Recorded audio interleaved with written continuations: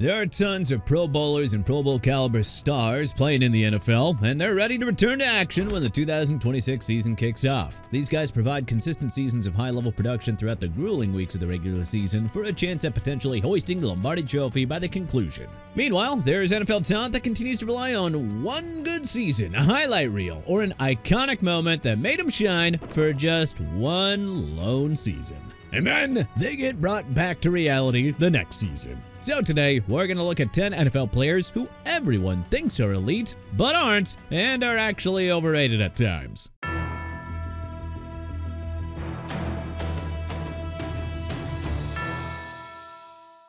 Trevor Lawrence, quarterback, Jacksonville Jaguars. Lawrence and the Jaguars had themselves a very nice 2025 season, winning the AFC South and returning to the playoffs before getting bounced out of the wildcard round against the Buffalo Bills. Although Lawrence completed 341 passes for 4,007 yards, throwing a career-high 29 touchdowns against 12 interceptions, rushing for 359 yards on 82 carries, and scoring 9 rushing touchdowns in the 2025 season. He can be inconsistent at times. However, Lawrence has also sacked a career-high 41 times in 2025, as the Jaguars' offensive line ranked at 24th per Pro Football Focus. Lawrence has had a high turnover rate throughout his NFL career. He has not performed well under pressure, and he has very much so struggled on third downs. And Lawrence only won one playoff game, and that was in the 2023 wildcard round against the Los Angeles Chargers, who choked away a 27-0 lead against the Jaguars. Sure, he's serviceable and has made some strides under head coach Liam Cohen and offensive coordinator Grant Udinski's schemes, but I mean, teams are going to figure out that system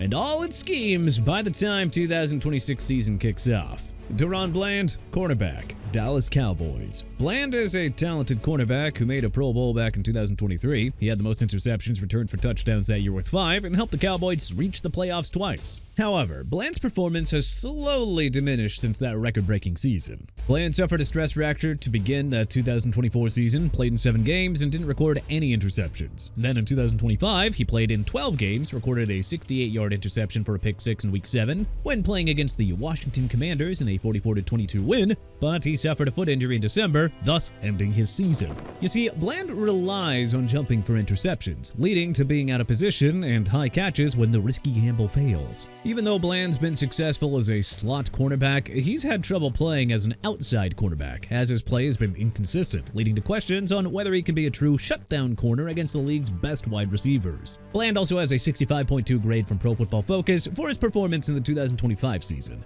And he has a 64.5 coverage grade for corners, ranking him 51st among 114 qualified cornerbacks, which places him in mid-tier starter instead of an elite lockdown corner.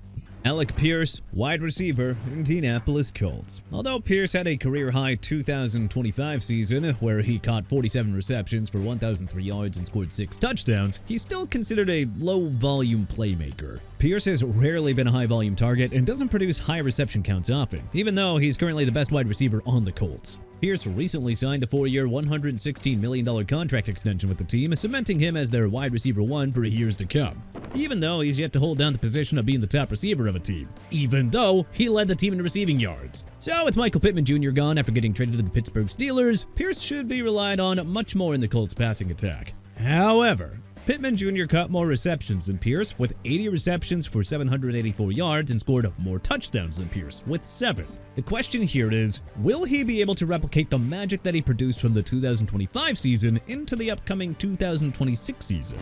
Well, we're just gonna have to wait and find out. Malik Willis, quarterback, Miami Dolphins. Willis may have performed well when covering for an injured Jordan Love during his tenure with the Green Bay Packers, but his limited starting experience should raise some serious eyebrows heading into 2026. Willis recently signed a 3-year, $67.5 million deal with the Miami Dolphins, who recently released and traded away veteran talent, leaving Willis very little talent to work with for the upcoming season. Since, Jalen Waddle was traded to the Broncos. So Willis' starting record is very limited, and he's expected to be the Dolphins' full-time starter in 2026. Yeah, sure, Willis has some high-end athleticism to his game, which makes things very exciting for the Dolphins. But many analysts believe that he's a journeyman backup quarterback at this point in his career. Willis also struggled during his tenure with the Tennessee Titans from 2022 to 2023 before he was eventually traded to the Green Bay Packers in 2024. Despite that, he showed some improvement in Green Bay and will be reunited with Jeff Hafley, who is the head coach of the Dolphins and was the Packers' defensive coordinator. So if things go south in South Beach, don't be surprised if Willis is demoted to the backup role and the team moves forward with Quinn Ewers or Cam Miller moving into the regular season. Baker Mayfield, quarterback, Tampa Bay Buccaneers. Mayfield's performance on the field has been above average throughout the years. He performed well during his time with the Cleveland Browns, leading them to their first playoff appearance since the 2002 season and their first playoff win since the 1994 season. But he's had inconsistent seasons with them. Mayfield's time with the Carolina Panthers was a mess as he dealt with an ankle sprain and atrocious play before he asked for his release and signed a short-term deal with the Los Angeles Rams. Mayfield has been with the Tampa Bay Buccaneers and has kept them afloat during his tenure so far. He's been a great leader for the Bucs, but he's also dealt with some second-half slumps, which were on full display during the 2025 season, with the Bucs finishing the division in second place in the NFC South and missing the playoffs for the first time since 2019.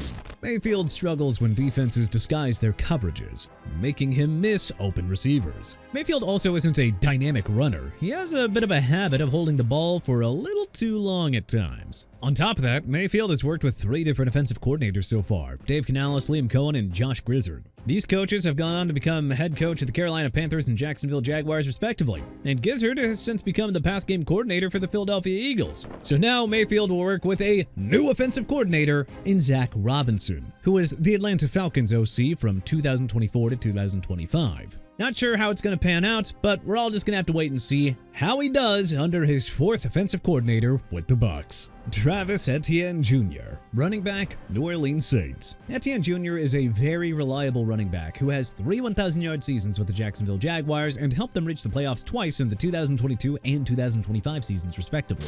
Despite that, Etienne Jr. has had inconsistencies throughout his professional career and struggled with red zone efficiency.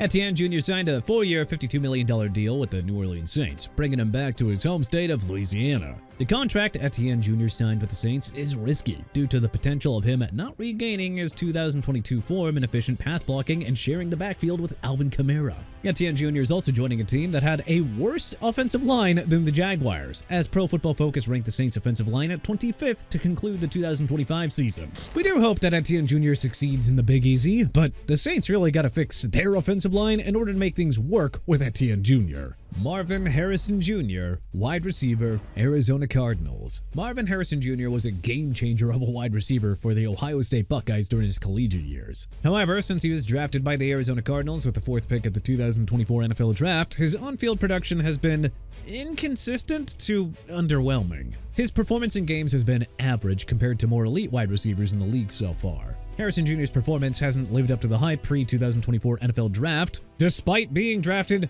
very high in 2024. Heck, he didn't even catch his first touchdown until week 2 of the 2024 season in a 41-10 win over the Los Angeles Rams. Harrison Jr. also dealt with a heel injury and a concussion in his sophomore season, resulting in him catching 73 receptions for 608 yards and 4 touchdowns. So if Harrison Jr. doesn't continue to develop and improve upon his statistical numbers in the 2026 season, well, he could potentially be labeled as a draft bust or a massive draft reach. Chase Young, edge, New Orleans Saints. Chase is an edge rusher who made the Pro Bowl during his rookie season with the Washington football team, as he had 44 tackles, 7.5 sacks, 4 forced fumbles, 3 fumble recoveries, and one of them returned for a 47-yard touchdown and 4 pass deflections. Heck, Young looked like he was going to be the next J.J. Watt after the 2020 season. Yet, after that season, Young's performance on the field has been incredibly inconsistent, as he has dealt with injuries and has a limited moveset, as he relies on his physical talent instead of refined talent. Young has bounced around the league with a short stint with the San Francisco 49ers in 2023. He recently signed a 1-year deal with the New Orleans Saints in 2024 and then signed a 3-year, $51 million contract extension with the Saints in 2025. Young started the year with a calf injury but had a productive season in the Big Easy, having 38 tackles, 10 sacks, 2 forced fumbles, 3 fumble recoveries, one of which was returned for a 33-yard touchdown, and 4 pass deflections. Will Young improve upon his 2025 season or stay just above average? Well, we're just gonna have to wait and see. Dan Moore Jr., offensive tackle, Tennessee Titans. Moore Jr. is a talented offensive tackle, as he started in 82 games in his professional career with the Pittsburgh Steelers and Tennessee Titans so far. However, he signed a massive 4-year, $82 million deal with the Titans in 2025, yet hasn't really lived up to expectations. Moore Jr. allowed 8 sacks, had 7 penalties, and is ranked 32nd in offensive snaps per Pro Football Focus. Not to mention, he has an overall grade of 61.9. not exactly the flashiest of numbers. Ward Jr. allowed a 8.2% pressure rate in the 2025 season, which was the second worst among all offensive tackles who played 500 or more pass blocking snaps in the league. Ward Jr. has shown a lack of development throughout the years and has been inconsistent due to his struggles in pass protection. He's gotta improve in the 2026 season to protect Cam Ward, or else the Titans will be looking pretty silly signing him in the first place. Garrett Wilson, wide receiver, New York Jets. Wilson has been one of the hearts and souls of the New York Jets offense in their times of struggle throughout the years. However, despite having 3 1,000-yard seasons under his belt, his play on the field has been a little inconsistent. Wilson has not delivered high-end wide receiver 1 production, especially not hitting over 1,200 yards in a season or scoring 8 touchdowns in a season compared to other wide receivers like Drake London and Chris Olave, who were also drafted the same year Wilson was. Wilson showed a lack of efficiency to warrant a top 10 wide receiver salary due to a lack of consistency in his first few seasons. So he signed a 4-year, $130 million extension with the Jets and had a miserable 2025 season, catching 36 receptions for 395 yards and scoring 4 touchdowns in 7 games until he suffered a knee sprain in a 27-14 Week 11 loss against the New England Patriots. And he was the team's leading receiver that year. Bottom line is Wilson must bounce back from his abysmal 2025 season to avoid being labeled as not elite moving forward. But hey, what NFL player do you think is not so great that everyone else thinks is elite? Let us know in the comment section below. If you liked this video and learned a thing or two, then hey, clicking the like button helps us out a ton. And you know, we really appreciate it. If this is your first time coming around to TPS though, then subscribing is a great idea, because we put out videos like this every single day. But as always, thanks for watching, and we'll see you guys next time.